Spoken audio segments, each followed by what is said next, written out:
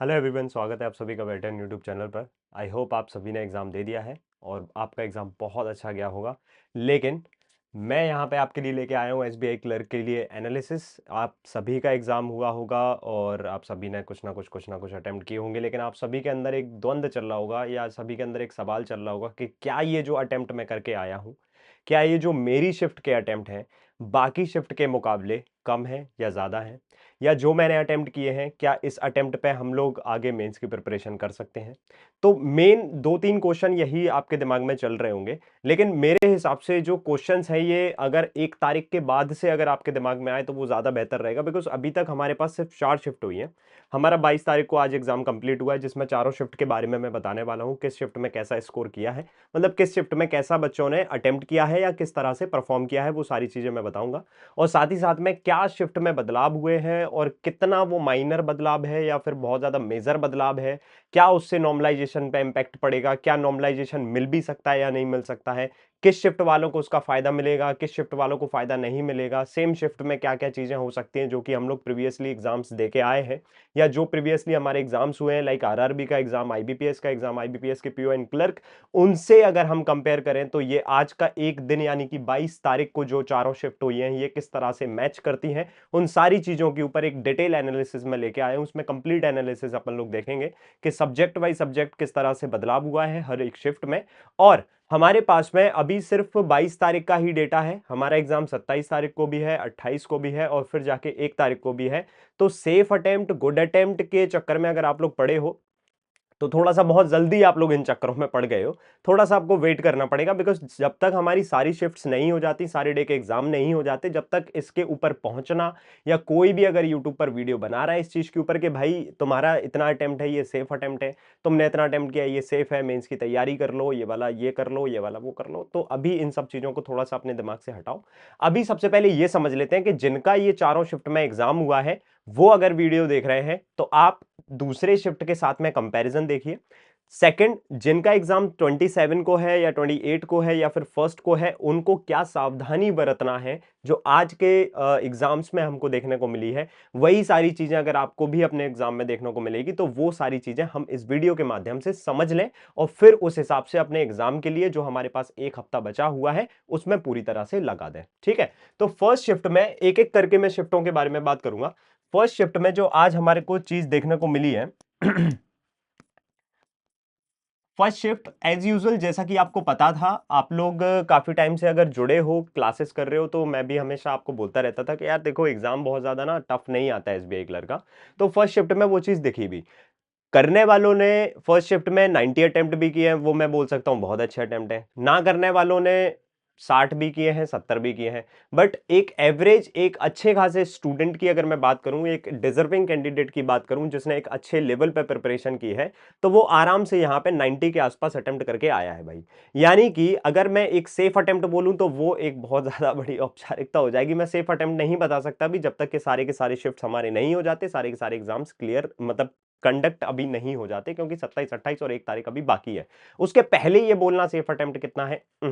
लेकिन हाँ, ये इजी थी शिफ्ट, इतना मैं बोल सकता हूं। क्वांट और रीजनिंग इसमें बढ़िया था और इंग्लिश भी इसमें बढ़िया था, यानी कि doable kind of English, quant, reasoning तीनों ही थे। और यहां पे बच्चों ने आराम से यहां पे अटेम्प्ट किए हैं, इजीली उन लोगों ने अटेम्प्ट कर लिया है। अच्छा, सेकंड शिफ्ट में क्या हुआ, जैसे ही हम लोग सेकंड शिफ्ट को देखते हैं तो सेकंड शिफ्ट में थोड़ा सा क्वांट का जो पोर्शन है ना वो बड़ा है। अब क्वांट का पोर्शन किस चीज में बड़ा है वो मैं आपको बता देता हूं। काइंड ऑफ कैलकुलेटिव हुआ है। अब देखो टफ नहीं होती है चीजें, मैंने आपको कई बार भी बताया कि कोई भी पेपर अगर टफ होगा या कोई भी पेपर में अगर आपके अटेम्प्ट्स कम होंगे या किसी भी शिफ्ट में अटेम्प्ट कम होंगे ना, तो उसका एक रीजन रहेगा हमारा क्वांट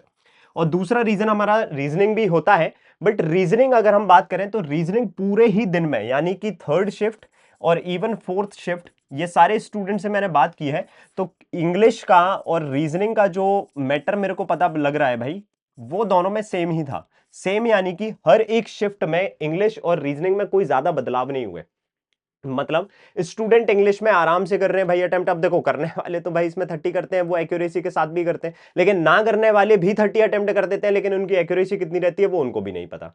हमको लग रहा है कि भाई इसमें ये आंसर हो रहा है, लेकिन एक्चुअल में वो आंसर नहीं है। तो अगर आपने जय माता दी वाला मेथड लगाया है तो फिर थोड़ा सा रिस्की है काम। लेकिन अगर आपने सूझबूझ से अपनी प्रिपरेशन के अकॉर्डिंग यहाँ पे अटेम्प्ट किए हैं, तो इंग्लिश में और रीजनिंग में लोगों ने अच्छे खासे अटेम्प्ट किया। इंग्लिश में भी लोगों ने अटेम्प्ट 25 प्लस किया है, 30 के आसपास भी करके आए काफी लोग से मैंने बात की है। फर्स्ट से लेके फोर्थ शिफ्ट सभी टाइप के स्टूडेंट्स की मैं बता रहा हूं। और मैं एक डेटा जो लेके आया हूं या जिनसे भी स्टूडेंट से मैंने बात की है, वो अच्छे खासे पढ़ने में स्टूडेंट्स हैं और उनके काफी, अगर मैं स्टेट्स देखूं तो उनके स्टेट्स काफी अच्छे खासे थे। इसी तरह से रीजनिंग में भी स्टूडेंट्स ने 30 प्लस अटेम्प्ट किया है किसी भी शिफ्ट की, अगर हम बात करें एक एवरेज स्टूडेंट की मैं बात कर रहा हूं, ठीक है। मेन ओवरऑल अटेम्प्ट जो है वो थोड़े से हमारे शिफ्ट दर शिफ्ट थोड़े से बदले हैं। जैसे फर्स्ट शिफ्ट में मैंने बताया आपको कि 85 प्लस लोगों ने किया है, 90 भी अटेम्प्ट करके आए हैं। सेकंड शिफ्ट में ये थोड़ा सा हमारा डाउन हुआ है। अब सेकंड शिफ्ट में ये अटेम्प्ट जो है वो 80 के अराउंड गया है, 80 के आसपास लोगों ने एवरेज अटेम्प्ट किए हैं, 78, 80, 85, 82, कुछ कुछ ने 89, 90 भी किए हैं यहाँ पे। बट स्टिल एक, अगर मैं मेजॉरिटी ऑफ द स्टूडेंट्स की बताऊं तो 80 के आसपास यहाँ पे अटेम्प्ट गया है। अगर मैं अब इसमें 80 के आसपास गया क्यों है उसकी भी मैं आपको चीज बता देता हूं कि क्वांट का जो सेक्शन था ना, क्वांट का सेक्शन, क्वांट के सेक्शन में थोड़ी सी कैलकुलेशन ज्यादा आ गई थी, कैलकुलेटिव थोड़ा सा पेपर था। मुझे ऐसा लगता है कि स्टूडेंट्स को यह चीज फील हुई होगी और इसी वजह से थोड़ा सा जो अटेम्प्ट्स हैं वो फर्स्ट शिफ्ट के मुकाबले यहां पे कम रहे हैं। थर्ड शिफ्ट में क्या हुआ भाई, थर्ड शिफ्ट में आगमन हुआ केसलेट डीआई का। अच्छा, अब इसमें केसलेट डीआई आई। केसलेट डीआई में होता क्या है कि अगर हम स्टेटमेंट अच्छे से नहीं पढ़ रहे हैं या हम बहुत ज्यादा फास्ट पढ़ रहे हैं तो कहीं ना कहीं उसको मिस इंटरप्रेट कर लेते हैं और वहां पे वो गड़बड़ हो जाता है। तो यहां पे जो गड़बड़ किया है, और यहां पे थर्ड शिफ्ट में जो अटेम्प्ट्स की बात करता हूं तो 75 से 80 के आसपास यहां पे भी अटेम्प्ट रहे हैं, जो कि इससे कहीं ना कहीं कम है। लोगों के अटेम्प्ट 75 से 80 के आसपास रहे जस्ट बिकॉज ऑफ इसमें केसलेट थी। यहां पे कोई भी स्पीड मैथ के नाम पे अगर हम बात करें तो नंबर सीरीज क्वाड्रेटिक इक्वेशन नहीं देखने को मिली है। तो इस वजह से भी, और एक चीज और, जो सिंप्लीफिकेशन के क्वेश्चंस थे इवन सेकंड शिफ्ट में और थर्ड शिफ्ट में, अगर मैं दोनों में सिमिलैरिटी बताऊं तो सिंप्लीफिकेशन के क्वेश्चन थे। इवन फोर्थ शिफ्ट में भी सिंप्लीफिकेशन के जो क्वेश्चंस आ रहे हैं, सिंप्लीफिकेशन अप्रोक्सीमेशन के, उसके लास्ट वाले ऑप्शंस मेनली आंसर्स निकल रहे थे। स्टूडेंट्स का कहना ऐसा है, सबके ऑप्शन हो सकता है कि अलग अलग हो, बट स्टिल वहां पे मेजॉरिटी ऑफ द स्टूडेंट्स ये कह रहे थे कि सर काफी क्वेश्चन ऐसे हो रहे थे कि जिसमें लास्ट वाला ऑप्शन जो है वो हमारा आंसर निकला, तो उस वजह से भी काफी हमारे को स्क्रॉल करने में भी टाइम वेस्ट हुआ है। तो मे बी ये एक रीजन हो सकता है कि अटेम्प्ट आपके कम हुए, क्योंकि रीजन कुछ भी हो सकता है, ठीक है। केसलेट डीआई यहां पे आई है। केसलेट डीआई जब आई थी तो इसके साथ ही साथ में यहां पे अर्थमेटिक के क्वेश्चंस आए थे। अब अर्थमेटिक के क्वेश्चन कंपैरेटिवली थोड़े से इजी थे। मतलब अगर मैं इन शिफ्ट्स के कंपैरिजन में अगर कंपैरिजन कराता हूं तो आज पूरी शिफ्ट के कंपैरिजन में अर्थमेटिक के क्वेश्चन यहां थर्ड शिफ्ट में थोड़े इजी देखने को मिले। जिन्होंने अटेम्प्ट किया, मैंने उनसे बात की, उन्होंने बताया कि सर थर्ड शिफ्ट में अच्छे खासे अर्थमेटिक थे, डुएबल थे और काफी तेजी से हो रहे थे। अब हुआ क्या, काफी लोग ऐसे होते हैं जो अर्थमेटिक को अटेम्प्ट नहीं करते, उनको लगता है कि यार अर्थमेटिक में टाइम ज्यादा लगता है। मतलब एक अर्थमेटिक की कम्युनिटी को ही बदनाम करके जो बैठा है स्टूडेंट, जो कैंडिडेट एग्जाम दे रहा है, उसको तो यही लगता है ना कि अर्थमेटिक डुएबल नहीं है। तो जिन भी लोगों ने अर्थमेटिक को नजरअंदाज किया है, केसलेट पे जंप करे हैं, उनके अटेम्प्ट थोड़े से कम रहे हैं। जिन्होंने अर्थमेटिक किया, अर्थमेटिक करने के बाद में समय अगर बचा है, उन्होंने अगर केसलेट को उठाया है, यानी कि क्यूएसएस ने बहुत बड़ा रोल यहां पे अदा किया है। अगर आप अर्थमेटिक को पहले उठा के बाद में कैलकुलेट कर रहे हो तो आपके पास इनफ ऑफ टाइम अगर बच रहा है तो आपके अटेम्प्ट यहां पे बढ़ सकते हैं। लेकिन वहीं अगर आपको अर्थमेटिक को अवॉइड करना है, अर्थमेटिक को अवॉइड कर रहे हो जस्ट एनी रीजन, कोई रीजन नहीं है मेरे पास, मैं अर्थमेटिक क्यों मैं स्किप कर रहा हूं, जस्ट उसका नाम अर्थमेटिक है या वो अर्थमेटिक का क्वेश्चन है इसलिए मैं अटेम्प्ट नहीं कर रहा हूं। स्टिल उसके अंदर क्या है क्या नहीं है वो हमने देखा ही नहीं। हाँ, एक दो क्वेश्चन हो सकते हैं कि इस तरह से हो कि वहां पे टाइम कंज्यूमिंग हो सकते हैं, बट वही तो आपको समझना है ना, वही तो सीख के गए थे आप कि कौन सा क्वेश्चन पिक करना है और कौन सा क्वेश्चन पिक नहीं करना है। अगर आपने वो स्किल नहीं लगाई है, अगर आपने क्यूएसएस स्किल नहीं लगाई है, अगर आपने एलयूए स्किल नहीं लगाई, अब देखो एलयूए इसमें पूरा तरीके से लगेगा क्योंकि केसलेट हमारा एलयूए डिपेंड होता है। लाइक एलयूए अगर हमारा अच्छा है, लैंग्वेज अंडरस्टैंडिंग अप्रोच, तो हमारा केसलेट वन टाइम पढ़ के ही सॉल्व हो जाता है। अगर आपने ये सारी स्किल लगाई है तो डेफिनेटली आपने इस वाली शिफ्ट में भी अच्छा किया होगा। फोर्थ शिफ्ट की अगर मैं बात करूं तो हाल ही में, मतलब जब ये मैं वीडियो रिकॉर्ड कर रहा हूं उसके थोड़ी देर पहले ही मेरी बात हुई है, तो ज्यादा बच्चों से इसका डेटा नहीं मिल पाया, बट स्टिल मैं इसमें ये बोल सकता हूं कि थर्ड शिफ्ट और फोर्थ शिफ्ट में बहुत ज्यादा अंतर देखने को नहीं मिला है। इसमें भी जो बच्चों के अटेम्प्ट रहे हैं वो भी यहाँ पे 75 से 80 के आसपास मेरे को दिख रहे हैं, और इसमें भी रीजन वही है कि हल्की सी कैलकुलेशन बढ़ा दी। और रीजन तीनों ही शिफ्ट में, अगर चारों ही शिफ्ट में मैं बात करूं, फर्स्ट शिफ्ट को हटा के तीनों शिफ्ट में जो नंबर ऑफ अटेम्प्ट हो रहे हैं वो क्वांट की वजह से हो रहे हैं, क्योंकि रीजनिंग और इंग्लिश दोनों में ही बेहतर आया था, ठीक है। तो यहां पे भी हमारे जो अटेम्प्ट दिख रहे हैं वो 75 से 80 के आसपास दिख रहे हैं जस्ट बिकॉज ऑफ क्वांट, क्योंकि वहां पे क्वांट कहीं ना कहीं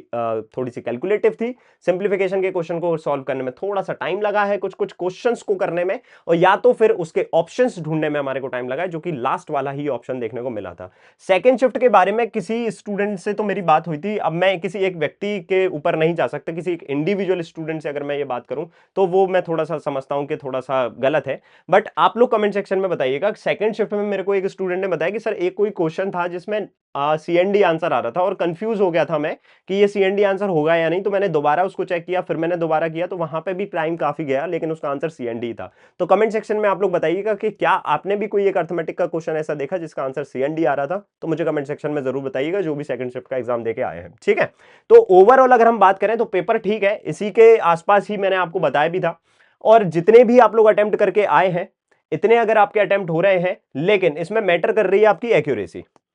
देखो, अब यहां पे second shift, third shift and fourth shift, और उसमें भी अगर मैं बात करूं ज्यादातर second shift, third shift and fourth shift की ही मैं बात करूंगा, बिकॉज यहां पे ये इजी था और ये थोड़ा सा मॉडरेट साइड में जा रहा था। अब यहां पे आपको नॉर्मलाइजेशन मिलेगा या नहीं मिलेगा वो डिपेंड करेगा आपकी आगे की शिफ्ट्स पे, आगे की शिफ्ट्स किस तरह से जा रही है। नॉर्मलाइजेशन मिलने का फैक्टर सीधा सीधा यही होता है कि आपकी एक्यूरेसी जो है वो 100% होना चाहिए। अब यार मेरा एग्जाम थर्ड शिफ्ट में था, मैं तो वहां पे 90 अटेम्प्ट करके आ गया, लेकिन अब वो 90 अटेम्प्ट जो मैंने इंग्लिश में अटेम्प्ट किए हैं, या फिर रीजनिंग की कोई एक मैंने पजल बनाई है, उसमें मेरे सारे आंसर्स मैच कर रहे हैं बट एक आध नहीं किया, या फिर मैंने सिलॉक्स का आंसर किया, सिलॉक्स का आंसर मैंने लगा तो दिया कि भाई वन फॉलोज है, लेकिन एक्चुअल में वहां पे ईदर है नॉट था, तो एक छोटा सा भी माइन्यूट सा भी अगर आपका एरर होगा तो कहीं ना कहीं आपकी एक्यूरेसी गड़बड़ होगी, और एक्यूरेसी गिरने की वजह से नॉर्मलाइजेशन का थोड़ा सा बेनिफिट हमारे को नहीं मिलता है। तो नॉर्मलाइजेशन भी उनको मिलेगा जिनकी शिफ्ट एक्चुअल में थोड़ी सी हार्ड थी। देखो बहुत ज्यादा जब अंतर आता है ना तो नॉर्मलाइजेशन में भी बहुत ज्यादा अंतर आता है, लेकिन अभी हम 4 शिफ्ट में ये नहीं बोल सकते कि बहुत ज्यादा अंतर है। जब तक हमारे पास 27, 28 और 1 तारीख के एग्जाम नहीं हो जाएंगे, जब तक हम ये चीज नहीं बोल सकते, लेकिन एक पैमाना तो हमारे पास में है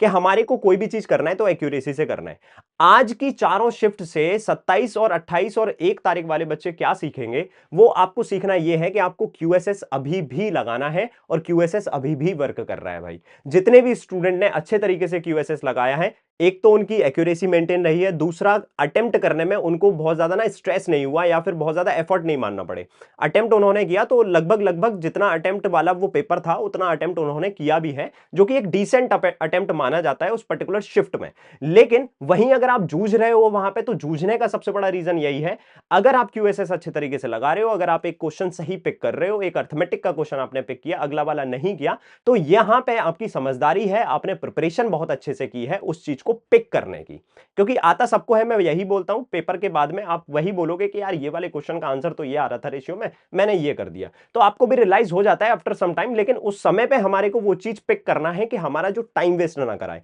तो 27, 28 और 1 तारीख वालों को सबसे बड़ा सजेशन यही है कि क्वेश्चन बहुत अच्छे से पिक कीजिएगा, और वो भी क्वांट में, क्योंकि इंग्लिश और रीजनिंग ओवरऑल पूरे दिन में ही वैसी आई है, तो मैं ये एक्सपेक्ट कर रहा हूं और आप भी यही एक्सपेक्ट करेंगे कि आगे भी जो भी हमारी शिफ्ट्स होंगी उसमें भी इंग्लिश और रीजनिंग हमको ऐसा ही देखने को मिलने वाला है। बट क्वांट में अगर कोई चेंजेस होंगे तो वो यही हो सकता है कि थोड़ा सा चीजों को कैलकुलेटिव बना दिया जाएगा, थोड़ा सा केसलेट को इंट्रोड्यूस करा दिया जाएगा। केसलेट आती है तो बच्चे थोड़ा सा परेशान हो जाते हैं, तो केसलेट को अगर आप पिक कर रहे हो तो पहले अर्थमेटिक पिक कर लीजिए, फिर उसके बाद केसलेट पिक कर लीजिए, क्योंकि एग्जामिनर को भी ये पूरा टेंड पता है कि भाई स्टूडेंट्स को जब केसलेट इंट्रोड्यूस की जाती है तो वो थोड़ा सा परेशान हो जाता है और वहां पे नंबर ऑफ अटेम्प्ट्स गिरते हैं। तो आपको अर्थमेटिक अटेम्प्ट करना है, देन उसके बाद में अगर आप केसलेट अटेम्प्ट करते हैं तो वो हो भी जाएगी, और आपके पास टाइम भी बचा रहेगा उस चीज को अटेम्प्ट करने के लिए, है ना। और आपकी एक्यूरेसी जो है वो 100% रहेगी। तो जितने भी लोग आज एग्जाम दिए हैं, हालांकि मैंने बताया तो पहले ही से है ये सारी चीजें, लेकिन किसी भी कारणवश अगर वो चीज नहीं देख पाए तो भैया 27, 28 वाले और 1 तारीख वाले थोड़ा सा अच्छे से जागरूक होकर फोकस होकर एग्जाम दीजिएगा।